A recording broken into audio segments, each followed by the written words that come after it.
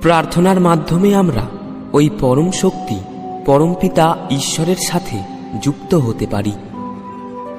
যেমনভাবে খাবার আমাদের শরীরের জন্য গুরুত্বপূর্ণ, তেমনি প্রার্থনাও আমাদের মন আর আত্মার জন্য গুরুত্বপূর্ণ।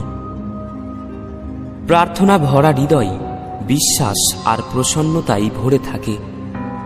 যদি আপনি দুশ্চিন্তা করেন, তার মানে আপনি ঠিক করে প্রার্থনা করেননি।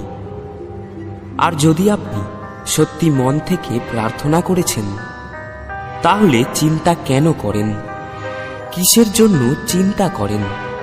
প্রার্থনা আপনার সমস্ত চিন্তা, ভয় আর দুঃখকে দূরে সরিয়ে দেয়। যে হৃদয় থেকে প্রার্থনা বেরোয় না, সেই হৃদয়ে কখনো প্রসন্নতা, বিশ্বাস আর নিশ্চিন্ততা আসতেই পারে না।